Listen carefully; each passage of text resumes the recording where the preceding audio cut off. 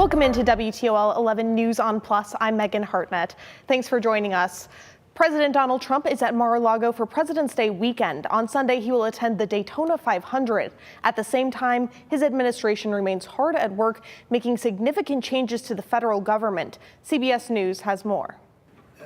Tariff, I told you, is a beautiful word. President Trump is talking tariffs. This week, the president announced so-called reciprocal tariffs, or import taxes that could reshape global trade and make a range of goods more expensive for Americans to buy. This will send shockwaves through the world economy, and that's before you price in the fact that other countries will feel the need to retaliate. Trump says he plans to increase tariffs to match what other countries charge for imports. On Friday, President Trump discussed his plans to impose a new auto tariff on U.S. trade partners beginning in April. The tariffs are going to save a lot of industries. Saturday, the president wrote on social media, quote, "On trade, I have decided for purposes of fairness that I will charge a reciprocal tariff, meaning whatever countries charge the United States of America, we will charge them no more, no less." Meanwhile, late Friday, the Justice Department officially filed paperwork to drop corruption charges against New York City Mayor Eric Adams, after the Deputy Attorney General said a prosecution would hamper Adams' ability to assist the Trump administration with its immigration policies. Well, it's reminiscent of the Nixon era, where you saw the president basically try to find someone who would carry out his orders in the Justice Department and had to go through several officials before he finally was able to find someone who would carry it out. Saturday afternoon, the president wrote without any context, quote, "He who saves his country does not violate any law."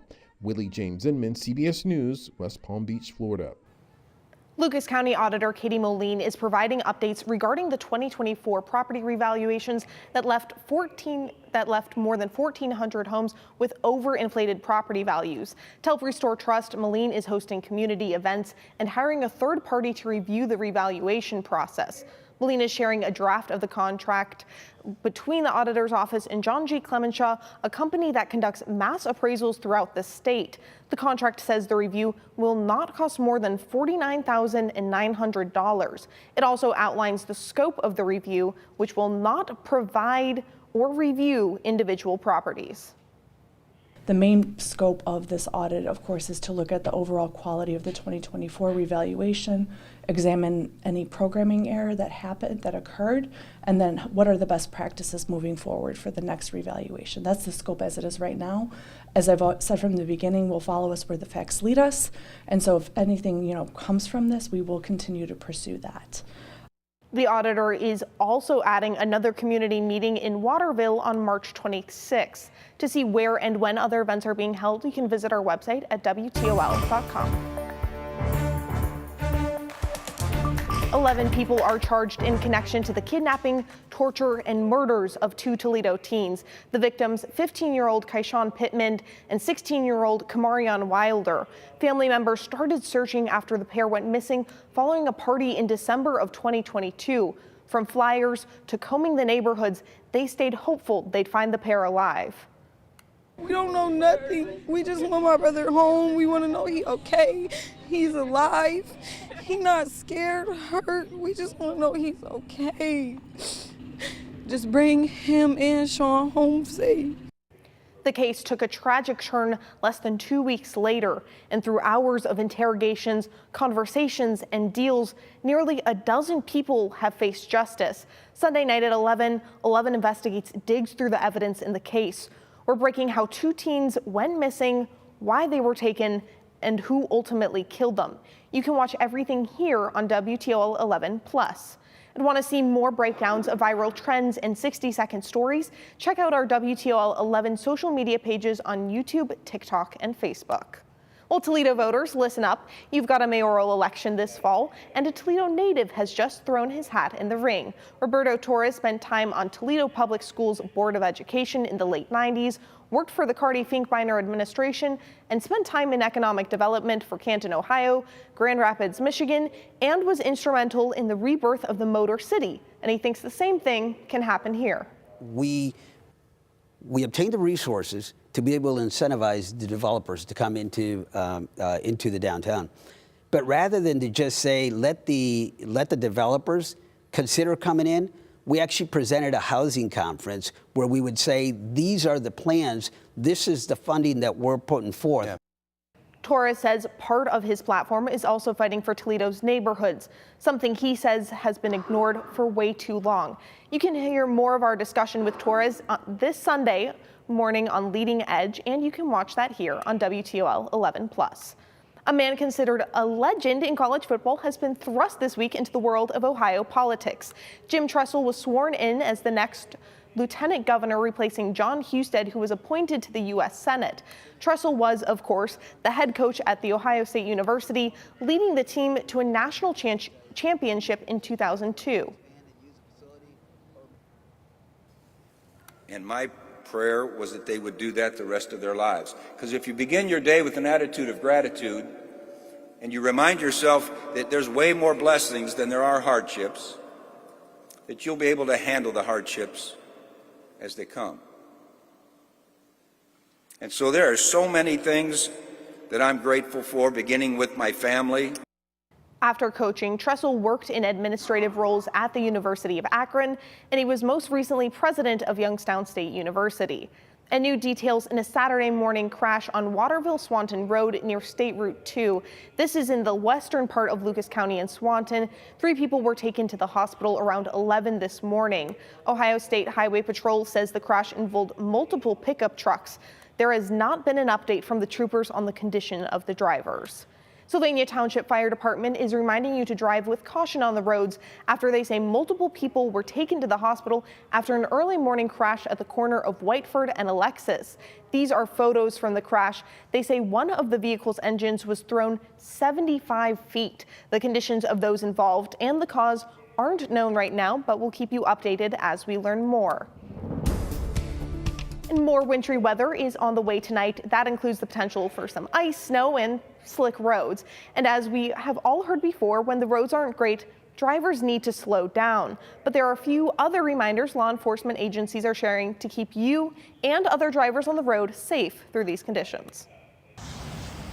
Neither rain nor snow nor sleet will keep some drivers off the streets. And with wintry weather, the streets can be more difficult to maneuver. Slow down and do everything kind of slow motion. In other words, when you accelerate slower. If you're going to make a turn, you're going to slow down way more than you normally would and make a more gradual turn so you're going slow enough so you don't slide. Wood County Sheriff Mark Vasilishin says it's the same for braking. Anticipate when you're going to stop. It's more difficult to try and do a hard brake, especially if your car starts to spin. The best thing you can do is take your foot off the gas, slightly turn, and hopefully get yourself out of that spin. And the same thing applies if you notice another car in front of you losing control. Gently steer your wheel, try to avoid that, put yourself in a safe position.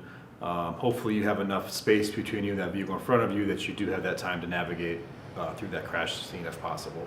Lieutenant Rustin Shack with the Ohio State Highway Patrol says drivers typically pay more attention when the conditions are bad, but even when roads may be dry, bridges and overpasses can still have ice. If you're out on the roads, the state law is wipers on, lights on, whether it be for rain, sleet, or snow. And even as a safe practice, you should have your lights on anyway so that vehicles around you can see you. When you're going very, very slowly, turn on your hazards so that way you'll be more visible and someone coming up behind you will know, oh, they have their hazards on, they're either stopped or going very slowly. Law enforcement says you should make sure your car is in good working condition and that your defrosters and hazards work. If you get stranded, stay in your car, have extra layers and blankets inside, and keep your phone fully charged. If you do get stuck, you can call the sheriff's office or highway patrol and they will go out to help. OSHP says if you are able to move your vehicle off the road, try and do that. And of course, if there's a serious crash, call 911. And we want to now get a check of weather with John. John, what are we expecting? Yeah, cautious travel is going to be a must tonight through Sunday as we are expecting another round of snow. This one's actually going to be heavier and pack more of a punch. We are expecting heavier accumulations that'll be in the ballpark of 2 to 4 inches for most areas, with isolated higher amounts up to about 5 inches. We're going to be seeing snow arrive late tonight, and the wind's going to pick up, and that could cause some blowing and drifting through the day Sunday, especially during the afternoon. For the rest of your Saturday evening, it's going to be just wet with temperatures above freezing. No no major travel delays and slick spots with temps above freezing. Overnight and into Sunday morning, steady accumulating snow. There is a good chance that those church services are going to be delayed or canceled tomorrow and into Sunday evening. The snow is going to be tapering off, but there is still going to be a gusty wind with 30-mile-per-hour gusts and the chance for blowing and drifting. Temperatures for those Saturday evening plans are above freezing. In fact, pushing 40 degrees towards Putnam and Hancock County, mid-30s in the Toledo metro, and still above freezing in lower Michigan. We have seen a bit of a break from the wintry precipitation. There have been a few isolated passing rain and snow showers across southern Michigan and some areas of patchy drizzle, but nothing steady or widespread. That is until tonight. By about midnight, we're going to be seeing the chance for some liquid rain moving on in with this low, and that's eventually going to turn to some steady accumulating snow. I'm watching the chance for some rain showers already moving into southern and central Indiana, and those are going to follow the direction of the arrow and enter northwest Ohio closer to midnight. So the hour-by-hour breakdown. Temperatures initially still above freezing. We are going to see a period of rain late this evening through early tonight, but well after midnight, the change over to snow occurs. As some cold air wraps in on the backside of this system, we are going to see a changeover to heavy accumulating snow. There is going to be snow on the ground when you wake up Sunday morning, and snow is still going to be actively falling. This is going to be a much heavier snow than we saw this morning, so plan on significant travel delays. Into the afternoon, the heaviest precipitation moves on off. There could still be a few streamers or light snow showers, but the big story is the cold wind and the chance for some blowing and drifting snow. And we could see hazardous travel all the way through Sunday evening and even into Monday morning. So how much snow can you expect? The vast majority of northwest Ohio is going to see about 2 to 4 inches of snow. There are 2 areas of higher snowfall that I do want to highlight. One of them is closer to the lakeshore in portions of Ottawa, Sandusky, Seneca counties over towards Erie County. Could see 3 to 5 inches of snow, and that does include Fremont and Tiffin. It is a very narrow corridor of that higher snowfall potential. Also northwest of the Toledo metro, that includes Williams and Fulton counties up towards southern Michigan, there could be some 3 to 5 inch snowfall amounts as well. Now, a lot of the snow that we saw today has already melted or at least compacted due to the warmer temperatures, so it might not seem like a huge snowstorm, but it is still likely to be our biggest snowfall of the winter season so far. Road conditions in that travel forecast, just wet this evening. Still use caution as wet roads can pose their own risks. However, it doesn't really get icy and slick until tonight and tomorrow morning. Steady snow is going to be likely at 8 a.m. There's a good chance those church services are going to be canceled as a result of the snow. And by the afternoon, a few slick spots, and there could be some low visibility with blowing and drifting snow. Overall, though, it is going to be improved by your Sunday evening. Winds are going to kick up tonight. Northwest gusts to 20 to 25 miles an hour at daybreak, and the afternoon winds may gust to 30 miles per hour, with some of the data even showing up to 35-mile-per-hour wind gusts. So it's going to be breezy, and it's also going to be turning colder as this system pushes on through. Temperature-wise, we're going to stay near to above freezing for the remainder of your Saturday evening. Overnight tonight, I expect that we're going to fall back into the 20s, and by Sunday evening, temperatures are going to be down in the lower 20s. And with those dropping temps, you will want to use caution for a few slippery spots and even some areas of black ice that'll be developing late Sunday night into Monday morning for President's Day. So those weather impacts that we're expecting tonight through Sunday. Plan on an area of rain moving through late this evening, transitioning to heavy snow overnight tonight. Rain to snow is going to occur after a brief pause in the wintry weather, and the boots and the shovel will be needed, and it's going to be a cold day for shoveling that snow, as we do expect the wind to kick up and temperatures to be falling. And you can also check radar on our free WTOL 11 weather app for the latest on this winter storm. To recap the timing, overnight tonight it is going to be rainy and wet early. Those Saturday evening plans, road conditions should be pretty smooth. Turning to snow after midnight, there will be some significant accumulations, with most areas seeing 2 to 4 inches and isolated 5-inch snowfall amounts. Poor travel is likely for your Sunday. Widespread 2 to 4 inch totals with higher amounts in southern Michigan and also closer to the lakeshore. And that gusty northwest wind is going to pick up